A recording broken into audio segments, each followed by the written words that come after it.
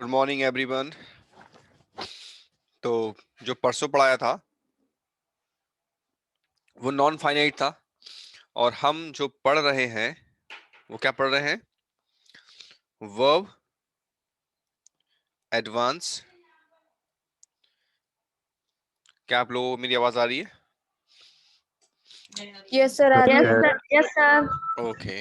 Verb advance में हम लोग सीखने की कोशिश कर रहे हैं non finite. Non finite verb में हमने दो चीजें सीखने की कोशिश की थी। पहले मैंने कहा था एक ऐसी वर्ब जिस वर्ब से पहले टू आता है, इसको हम इन्फिनिटिव वर्ब कहते हैं। क्या ऐसा ही था? Yes yes correct. Sir. Infinitive verb के नाम से हमने इसको जान लिया।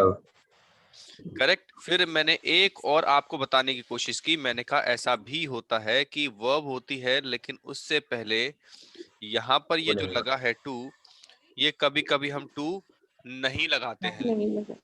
करेक्ट। तो ये भी चीज हमने सीखी और इस वाले प्रोग्राम को हमने एक नाम दिया और हमने कहा इसको बेयर इन्फिनिटिव कहते हैं। क्या सही बात है? Yes sir.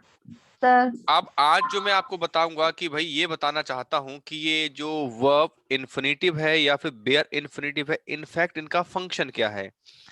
तो लेडीज एंड जेंटलमैन ध्यान सुनिएगा।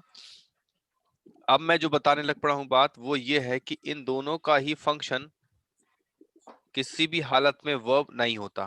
पहली बात क्या बोला मैंने कि इनका जो फंक्शन है वो वर्ब नहीं होता।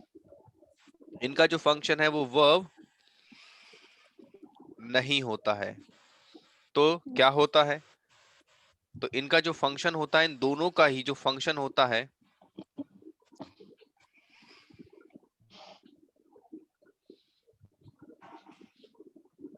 इन दोनों का ही जो फंक्शन होता है वो नाउन होता है। क्या होता है भाई? नाउन होता है। That is more important thing, the most important thing I can say. ठीक है। तो जो नॉन फाइनाइट वर्ब है, उस नॉन फाइनाइट वर्ब की जो पहली कैटेगरी हमारे सामने आई थी इन्फिनिटिव वर्ब और वेयर इन्फिनिटिव वर्ब, ये दोनों ही किसी भी सेंटेंस में इनका जो फंक्शन होता है वो क्या माना जाता है भाई? बताओ जरा। नाउन। नाउन माना जाएगा। क्या माना जाएगा? नाउन। बात समझ में आ रही है? अगर मैं कहूं कि ये नाउन है तो क्या मैं इस बात को आपको ऐसे लिखकर दिखा सकता हूं? To walk is a good exercise. क्या हम ऐसे लिख सकते हैं? बिल्कुल लिख सकते हैं कि ये टू वॉक जो है अपने आप में क्या है? नाउन है। क्या है? नाउन का फंक्शन कर रही है। और कोई भी नाउन किसी भी सेंटेंस में सब्जेक्ट होता है या नहीं होता? हाँ बिल्कुल होता है। बात समझ में आ रही है? तो एक सब्जेक्ट, एक नाउन का जो जो फंक्शन किसी भी सेंटेंस में हो सकता है, किया जा सकता है, वो सारे के सारे फंक्शन हम वर्ब से पहले टू लगाकर करा सकते हैं। सब्जेक्ट बना सकते हैं, ऑब्जेक्ट बना सकते हैं, ठीक है, इनडायरेक्ट ऑब्जेक्ट बना सकते हैं और बहुत सी चीजें हैं जो बना सकते हैं। ठीक है। आगे देखो, जो इंपॉर्टेंट बात आ रही है यही बताऊंगा ऊपर आपको। नहीं, यह बताता हूं। देखना जरा इधर ध्यान से, सभी लोग देखना। मैंने कोई वर्ब लिखी, वर्ब से पहले मैंने टू लिखा। ये जो टू है, इस टू का क्या नाम है? इसको क्या कहोगे आप? मैं वर्ब से पहले लगी हुई इस टू को पूछना चाहता हूं, इस टू को आप क्या नाम दोगे? Primary verb. अरे दिमाग सही है क्या? मैं सिर्फ टू को पूछ रहा हूं, टू का नाम क्या होगा? टू को क्या कहोगे? नाउन कहोगे? अच्छा बताना क्या मतलब होता है इसका टू का?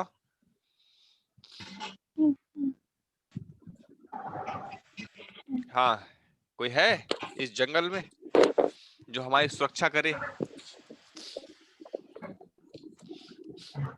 कोई है जो बता? अच्छा चलो, मैंने कहा टू वॉक अपने आप में क्या फंक्शन कर रहा है? सब्जेक्ट का, सब्जेक्ट है। सब्जेक्ट का नाउन। और ये पूरा का जी। पूरा जब सब्जेक्ट बन गया तो इसका मतलब ये नाउन है। बोलो हाँ। भाई बात समझ में आ रही है? Yes. इज क्या है यहाँ जी। पर? Helping verb. Helping verb. अरे बहुत ही बुरे हो, इतने बुरे हो ना कि क्या ही बताऊं। अबे हेल्पिंग वर्ब तब होती है जब उसके बाद हेल्पिंग वर्ब हो। वर्ब तो हो तभी तो हेल्पिंग वर्ब कहलाएगी ये। मैं टायर, यहाँ टायर है मेरे पास, तुम बताना किस चीज का टायर है ये? बता दे कोई मुझे। टायर है मेरे पास, बताओ काय का है? रबड़ का। देखो ये मैंने कहा इस क्या है, तो तुम कहते हो सर ये तो अंग्रेजी का 2 लेटर है, ए आई और एस, हो गया काम। तुम तो भाई हैवी ड्राइवर निकले। रबड़ का टायर भी मैं, ये भाई रेल का टायर है। रेल होती है, रेल का जो पहिया होता है वो है, ले बनाते टायर रबड़ का। हंस तो तुम ऐसे हो जैसे अमरीश पुरी हंसता है। ठीक है, अच्छा है, लेकिन हंसते रहा करो, दिल खुश हो जाता है। बेटा ये लिंकिंग वर्ब है यार, कितनी बार बताऊं तुमको। बोला तो था अभी लिंकिंग वर्ब। जो हेल्पिंग वर्ब बोल रहा है ये बात उनके लिए है खाली। टू वॉक इज एक लिंकिंग वर्ब है। अ गुड एक्सरसाइज, अब ये जो आ है ये डिटर्मिनर है, नाम बता रहा हूँ, नाम। गुड जो है वो एक एडजेक्टिव है, एक्सरसाइज जो है एक नाउन है। ये सब नाम है ना।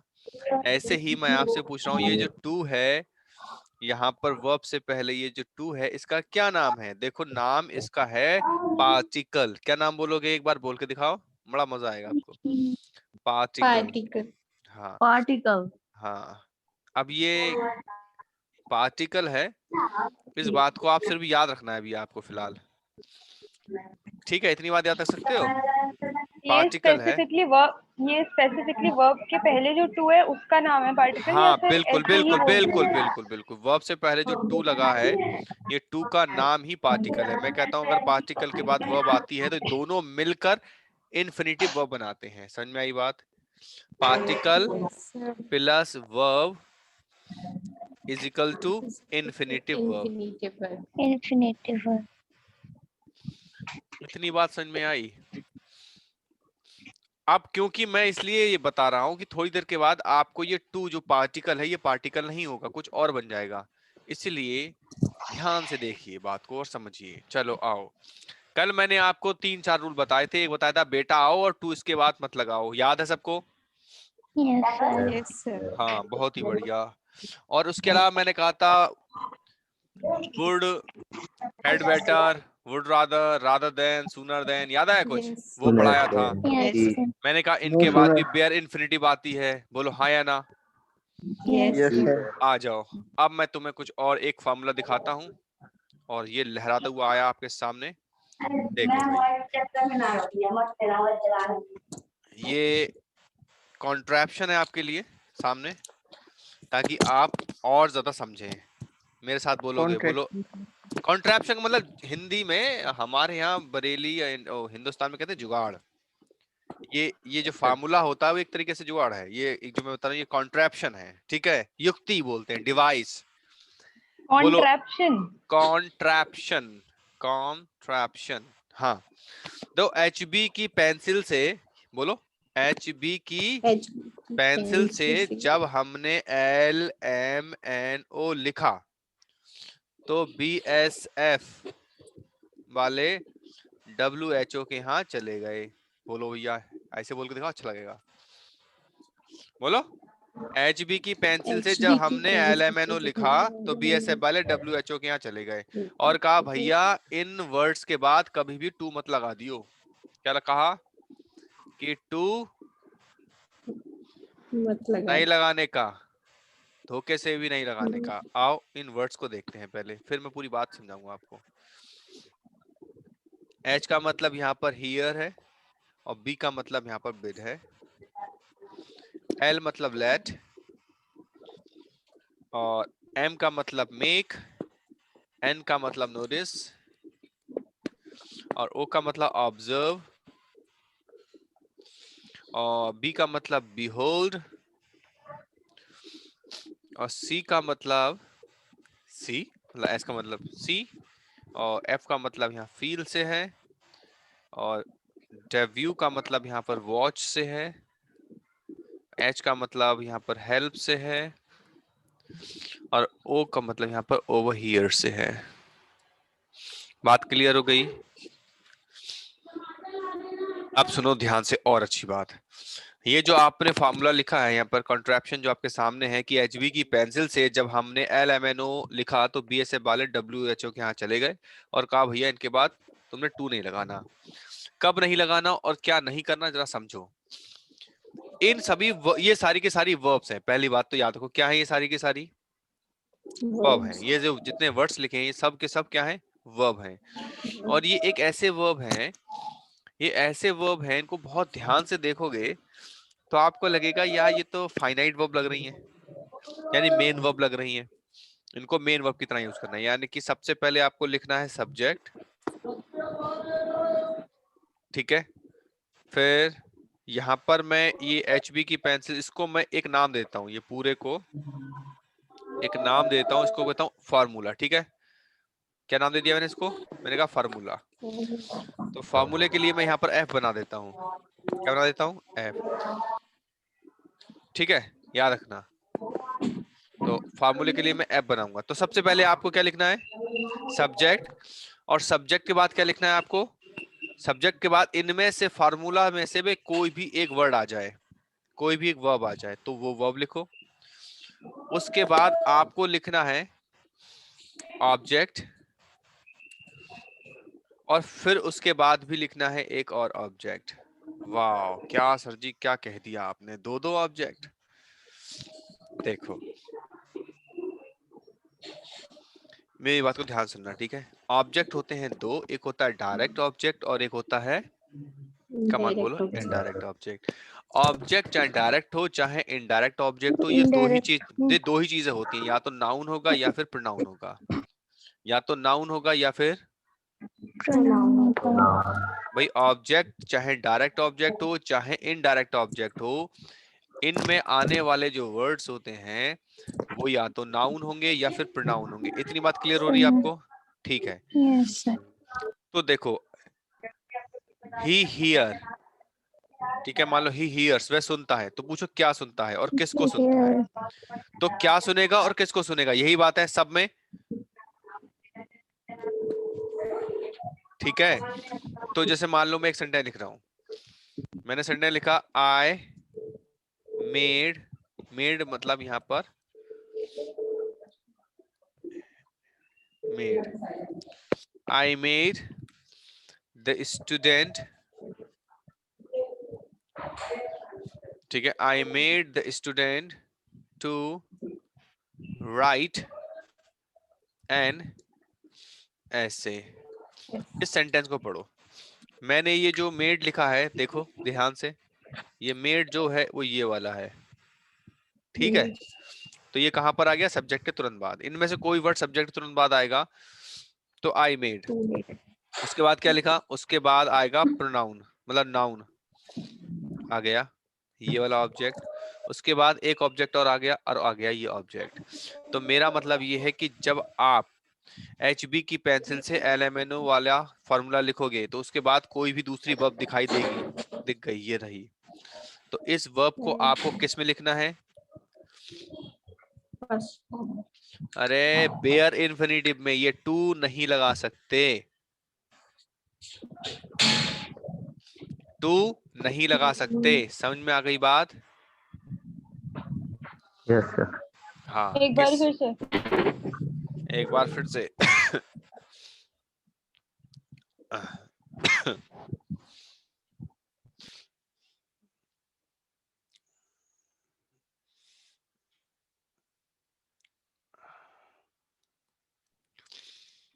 I do not let her to go alone। let आ गया, वर्ब है, बोलो हाँ या ना। देखो ये रही। हाँ इस लेट के बाद जो भी वर्ब दिखी, उस वर्ब को हम किस में नहीं लिख सकते? इन्फिनिटिव वर्ब में नहीं लिख सकते। किस इन्फिनिटिव में में नहीं लिख लिखेंगे? सकते। बेयर बेयर इन्फिनिटिव में इन्फिनिटिव। लिखेंगे। आ गई समझ में? बोलो जी। हाँ या ना। Yes Yes. सर। हाँ, अब जरा सुनो दूसरी बात। अब इसमें एक और झटका दूंगा। ये सेंटेंस है एक्टिव वॉइस। क्या है? Active voice. ये भी क्या है? Active voice. अगर यही वर्ब्स का यूज हम पैसिव वॉइस में कर डालें, किस में कर डालें? पैसिव वॉइस में, पैसिव। तो सेंटेंस में टू लगेगा। तब सेंटेंस में टू लगेगा। ठीक है। अब मुझे बनाओ ये वाला जो सेंटेंस है पहला वाला, इसको बनाकर दिखाओ। I made the student write an essay. ये सेंटेंस ठीक लिखा है। अब इसका पैसिव जब बनाएंगे तो टू ऑटोमेटिक लग जाएगा। बनाओ।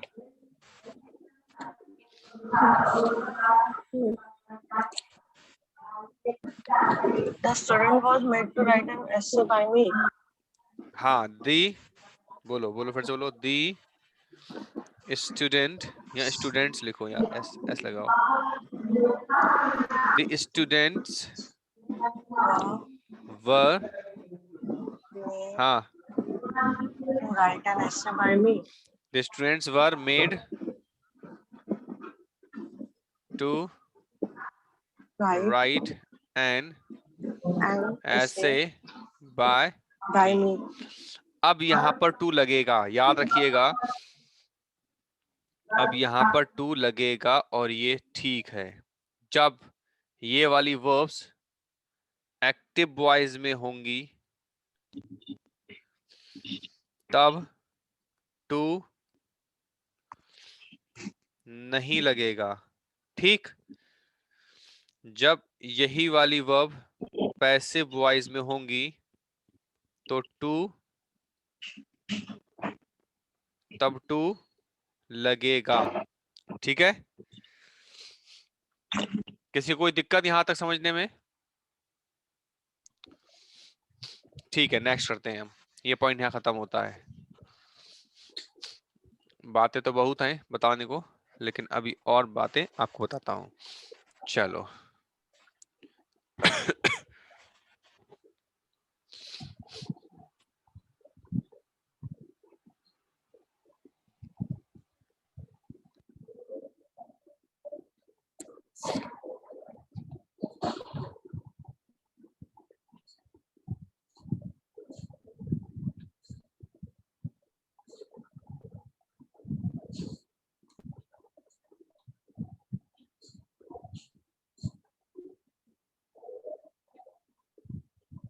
ये जो फॉर्मूला आपके सामने आएगा अब, ये थोड़ा सा डिफिकल्ट है और आपका पूरा का पूरा रुझान और दिल दिमाग सारा का सारा यहाँ पर कंसंट्रेट चाहिए मुझे अभी।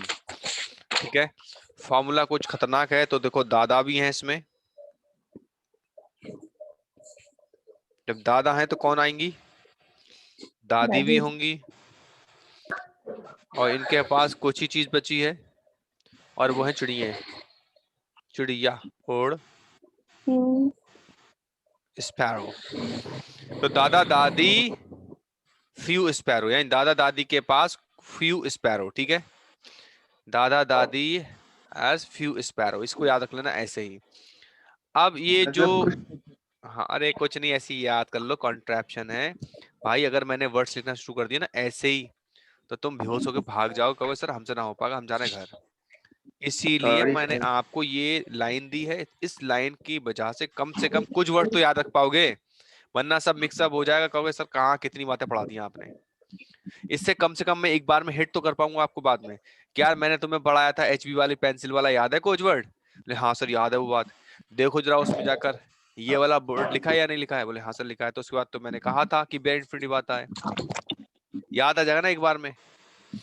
बस यही रीजन है। अच्छा, ये जो फॉर्मूला आपके सामने लिखा है, ये कॉन्ट्रैप्शन दादा दादी फ्यू स्पैरो, इसमें आने वाले सभी वर्ड्स नाउन है। क्या है बेटा? नाउन है। इस बात को याद रखना सबसे ज्यादा। अच्छा मैं वर्ड्स लिख देता हूँ। वर्ड्स देखो क्या है, पहला वर्ड डिसीजन, दूसरा एबिलिटी, डिमांड और एम्बिशन। ठीक है, अब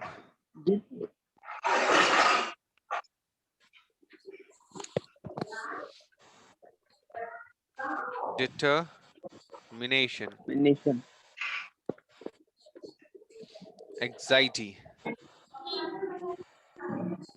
एंजाइटी लिखा है, ठीक है, डिजायर और ये सर इनके ईगर। मीनिंग याद करने हैं क्या? क्या मतलब मीनिंग याद करने मतलब? नहीं, जैसे आपने लिखे हैं ना, ये करना क्या है इसको? करना क्या है? जब मैं कल याद करने। पूछूंगा, हाँ कहूंगा कि बता दो भाई ये वर्ड्स याद हैं तुम्हें या नहीं है। वर्ड्स तो पता ही है ना, मीनिंग तो सबके पता ही है ना, ये मीनिंग भी तुम्हें नहीं पता है? हाँ, अरे मीनिंग ये तो बहुत सारे आते हैं। क्या आते हैं? सबके मीनिंग पता ना हिंदी में, हाँ हाँ। तो क्या दिक्कत है तुम्हें? अच्छा एक क्वेश्चन होगा लोगों के मन में, सर इतने ढेर सारी चीजें हम याद कैसे रखेंगे, है ना? किस किस के दिमाग में ये बात है कि सर इतने जो वर्ड्स आप लिख रहे हो और अभी पता नहीं कितने लिखने वाले हो, और हम इतनी चीजें भी पढ़ते हैं, हमें कैसे याद रहेंगी?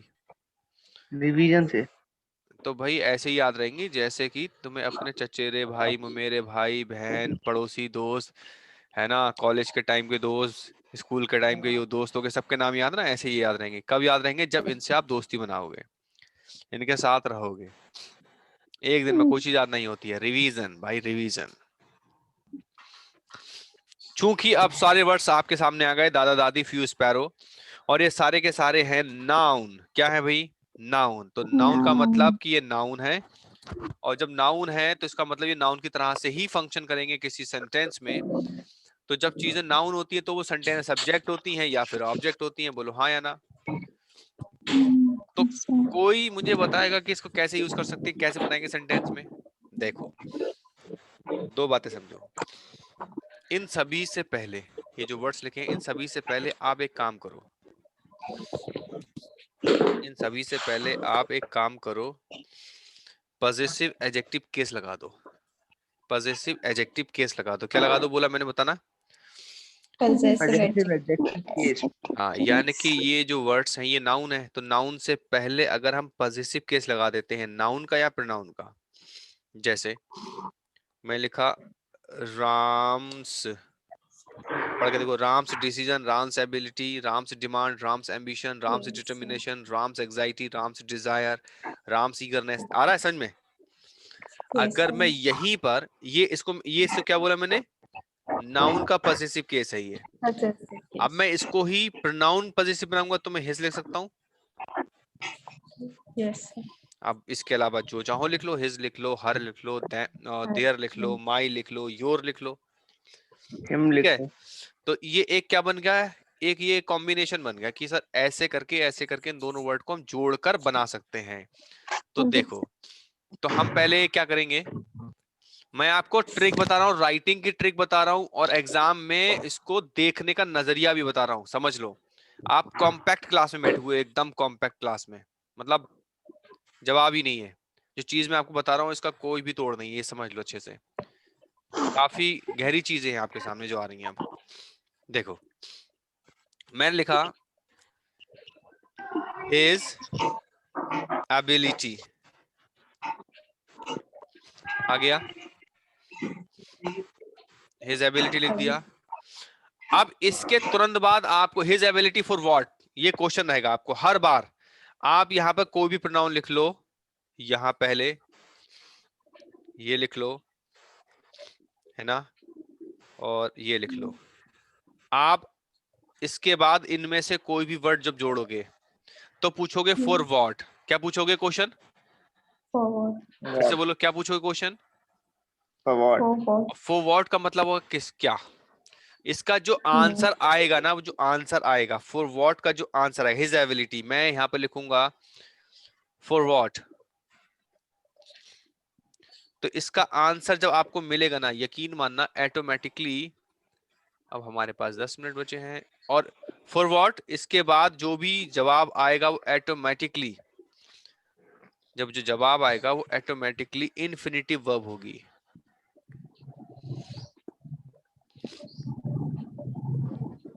क्या होगी? टू में आएगा ना? हाँ, इन्फिनिटिव वर्ब होगी, Infinitive. कन्फर्म 100%।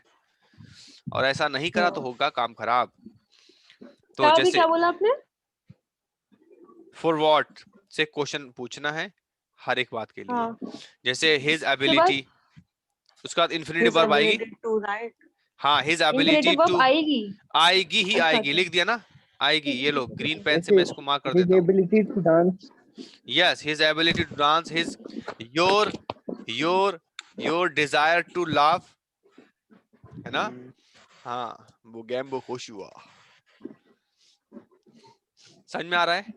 मैं their plan, their offer, their promise to rebuild the house was not taken seriously. Clear हो रही है बात? चलो एक एक सेंटेंस बनाकर दिखा दो जरा पहले मुझे, कोई जना। His ability से अरे जो सारे वर्ड्स में से किसी में से पहले मैं एक सेंटेंस लिख दूं ताकि आपको समझ में आ जाए। मैं एक सेंटेंस लिखना चाहूंगा। चलो, हिज, यहां पर आप फिल कर देना। To get the work done is his last asset. Determination. Their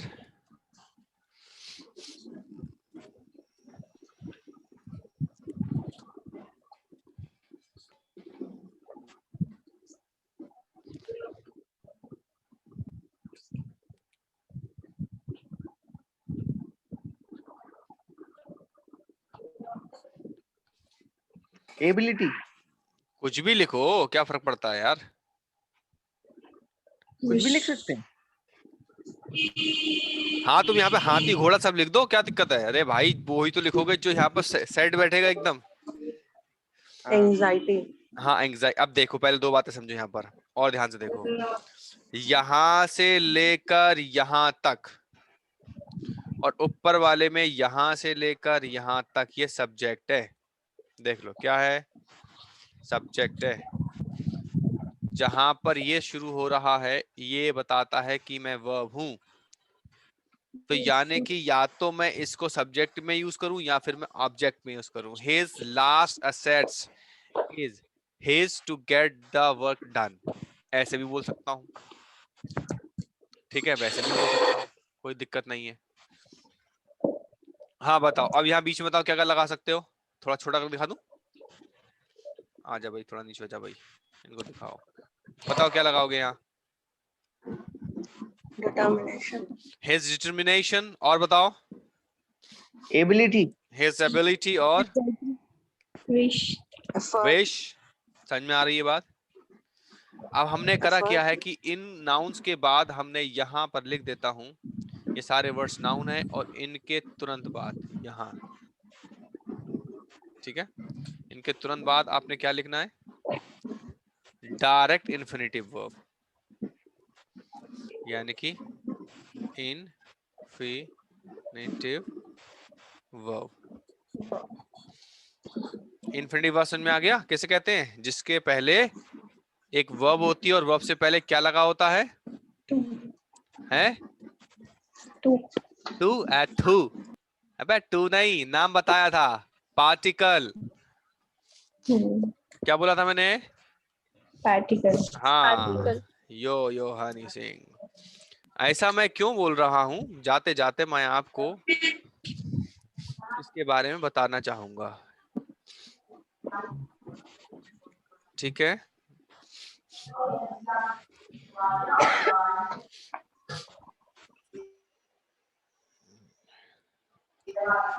जैसे जैसे जैसे एक सेंटेंस है, you are addicted to drink cold water।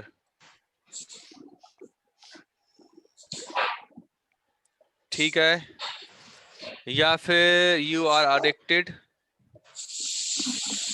Drinking cold water, या फिर you are addicted to drinking water, या फिर यू आर अडिक्टेड ड्रिंक। लो भाई बताओ इन चार में से क्या आएगा? हाँ क्या आएगा बोलो?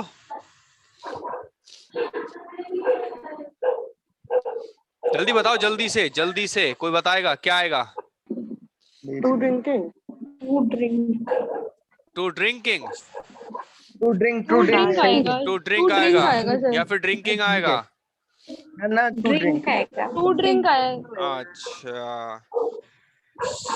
आप देखो, एक वर्ड और लिखूंगा, मेरा मन कर रहा है, लिख दूं? यू आर, नहीं, हाँ यू आर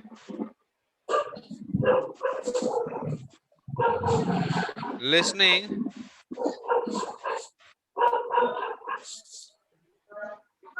to नहीं, जो भी है, you are listening me, you are listening to me, you are listening singing, you are listening to sing। बताओ रे क्या आएगा? चारों में से क्या आएगा? लिसनिंग टू मी है you are listening to me आएगा? हाँ, अगर सिंग लगाना ही है तो लिसनिंग टू सॉन्ग। अरे रुक जा, सर अरे मी बाप, आएगा सर, खाली सर इसमें खाली मी आएगा, इसमें सिर्फ अरे मी आएगा। अरे के बाद देखो आएगा ही आएगा। एक और वर्ड लिख दिया, you are listening to Arijit, या you are listening to me, you are listening me, you are listening singing, you are sir listening listen to me आता है ना। अरे listening- क्यों आता है बताओ जरा मुझे। क्योंकि लिसनिंग के बाद टू आता ही आता है। लिसनिंग के बाद टू आता ही नहीं, आता सर, है। वाह वाह, आला, बहुत आला। अबे सर लिसनिंग के लिसन साथ टू मी होता है ना, लिसनिंग। अरे वो सही तो बोल रहा है, लड़ क्यों रहे हो? लिसनिंग के साथ टू आता ही आता है, हटा ही नहीं सकते। बोलो हाँ ठीक है। तो लिसन, तो लिसनिंग टू मी होगा फिर। हाँ you are listening to me, तुम मुझे सुन रहे हो, क्या दिक्कत है? लिसन टू मी, हाँ यू लिसन टू मी, कोई दिक्कत नहीं, लेकिन मेरा कहने का पर्पस है कि लिसन के साथ टू आता है या नहीं आता, ये बताओ।